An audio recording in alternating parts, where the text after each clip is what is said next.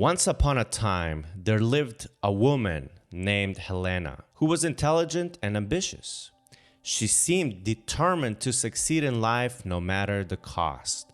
Her parents told her, "You need a good education." Internet influencers told her, "Be independent, get a good career." She and her friends started setting big goals for the future, and already at the ripe age of 18, she decided, "One day I'm going to be a lawyer."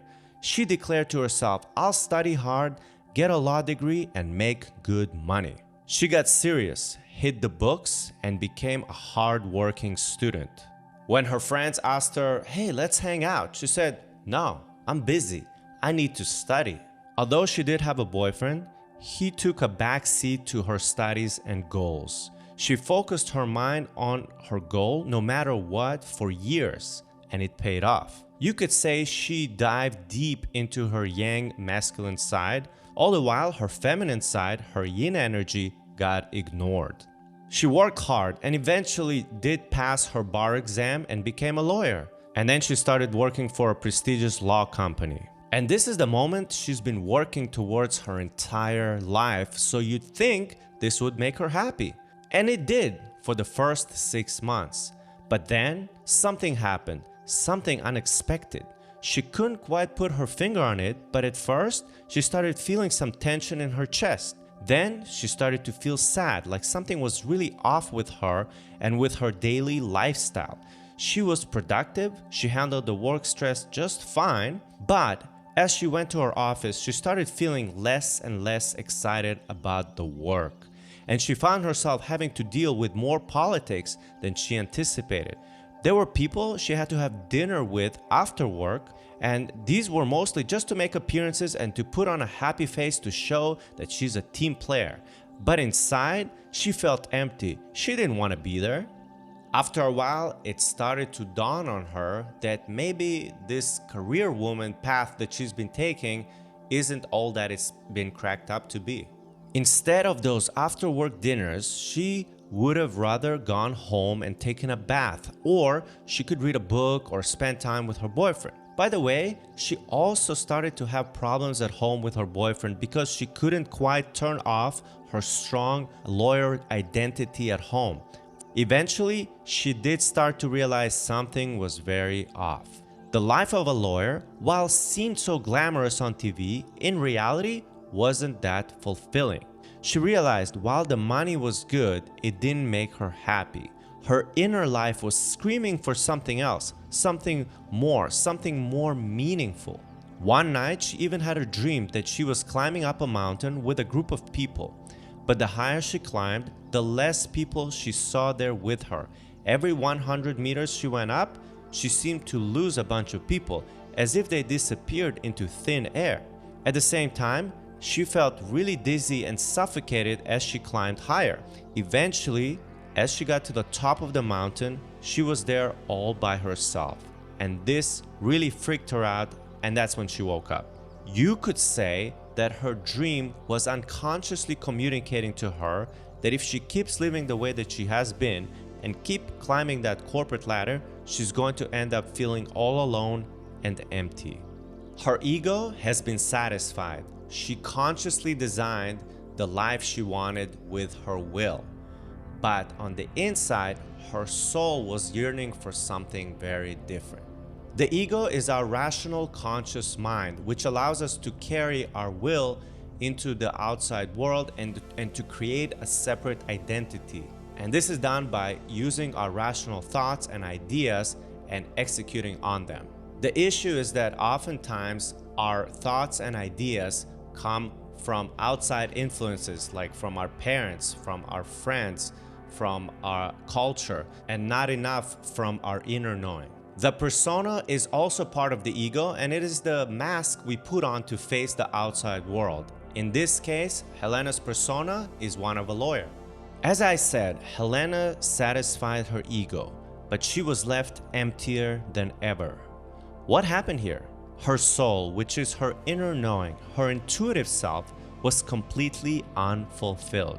You could say the soul is anti-logic. It's more of your unconscious intuitive self, one that feels what's right via instincts impulses, and inner guidance.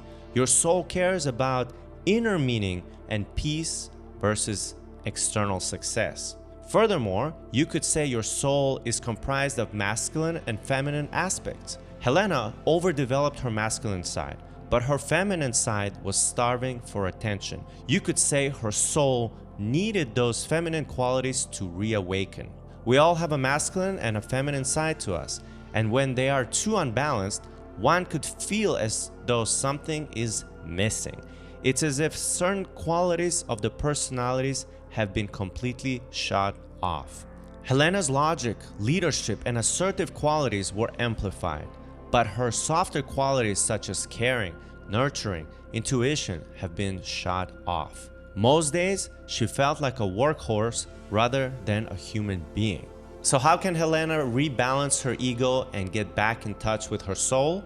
She'd need to work on bringing out her feminine qualities, for example, by saying no to unnecessary after-work dinners and going home early to relax. Not chasing money at her work, but instead look for inner fulfillment, which means she may need to cut her hours or at least not chase promotions. She can do self-care things like going to yoga, meditation, and prioritizing sleep. She can cook for herself and her boyfriend. She can run a bath for herself to relax. She can let her boyfriend lead their relationship so she can relax into her feminine side. And if you're a follower of Carl Jung, you would also try to interpret your dreams. Your dreams is one of the ways that your unconscious is speaking to you. And so that's one more thing Helena can do, is try to understand that dream that happened to her and really analyze and see how that fits into her conscious life. You know, she went up the mountain and she was left there all alone. So if she does some dream analysis, she could figure out how that's sending her a message about her conscious life. As Carl Jung said, people will do anything, no matter how absurd, in order to avoid facing their own souls. Most importantly, Helena needs to listen to what her soul wants by going inward instead of listening to what other people want her to do, or what is the societal expectation of success. She needs to define what success means for her. She needs to become conscious of her values. What's truly important to her in life? How does she want to spend most of her time? And then she must live according to those values every day. On an ongoing basis, she needs to start feeling her way through life rather than thinking about life. Let go of plans and instead follow her intuitive hunches and impulses. She needs to let her life surprise her.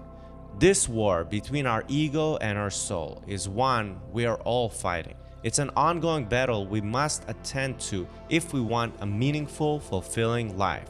This means that every day you need to take some time to sit alone and do some introspection into your life. The worst thing that can happen is you get to the end of your life, and when you look back at it, you realize you were too busy trying to make other people happy instead of being true to yourself and to your soul. I hope you enjoyed this story and these animations. I'm still experimenting with some of these things on this YouTube channel. And if you're liking this kind of content, make sure to like it as well as subscribe to our YouTube channel. I do want to dive a little bit deeper into this concept of ego versus soul.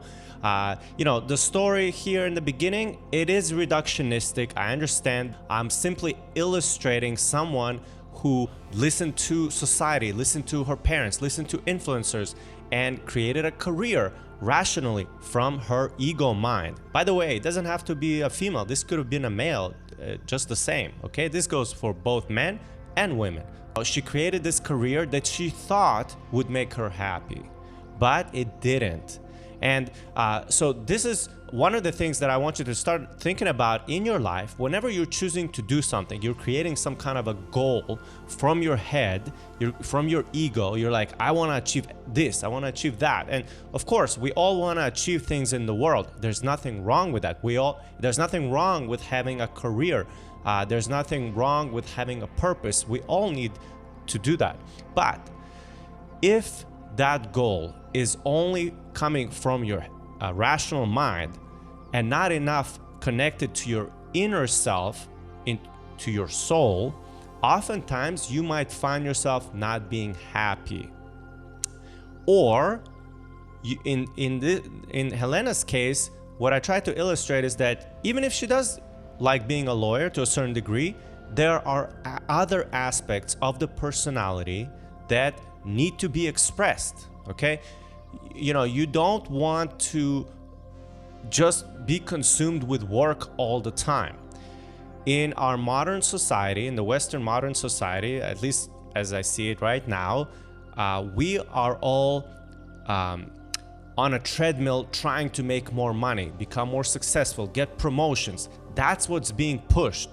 This is the masculine yang collective that is going on right now. And so part of the purpose of this episode is to get you to start thinking about the fact that there's also that opposite side that's very important.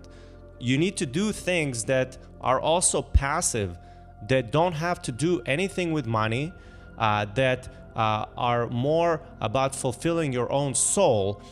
Obviously, I mentioned some of the ways you could do it. You can meditate, yoga, take a bath. These are just examples. Find your own thing, and you need to have a balance. I believe we all need to have a balance of when we're doing certain things. We sometimes are going to be more in our yang energy, and sometimes we need to be more in our yin energy, okay? And when you get into this mode of just constantly producing, working non-stop, not taking breaks, constantly using your brain to motivate you, and that's when you'll start to feel like something is off. You'll feel literally like a workhorse. And that's your cue to go inwards and explore that and try to understand, am I just living my life from an ego perspective? Am I constantly trying to achieve things from my rational mind?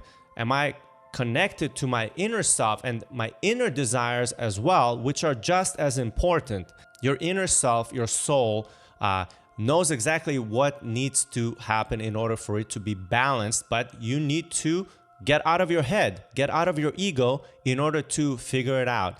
And I've been there myself, where at one point all I did was think about work and business. That was my life. I would get up and morning routine, this, that, I have to eat breakfast now, I have to exercise, I have to do this at this time, and then I have to go work for 8 hours and then come home. And it's like very disciplined. I realized I wasn't happy there and something needed to balance. And that's when I realized, I need to get back to dancing more. I need to also just take days where I do nothing, okay? So part of this is,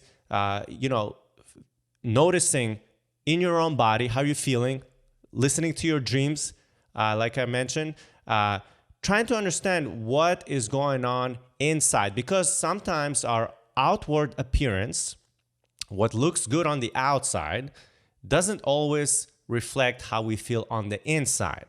And that's the whole purpose of what I'm trying to talk about here on this channel, and I'll be talking about this more, is that you want to connect your inner life with your outer life as much as possible. Yes. And so, yeah, I hope you resonated with this episode. If you did, give us a like, subscribe. Also, let me know in the comments below how you yourself are managing this conflict between our ego and soul. I would love to hear from you. Otherwise, see you guys on the next episode.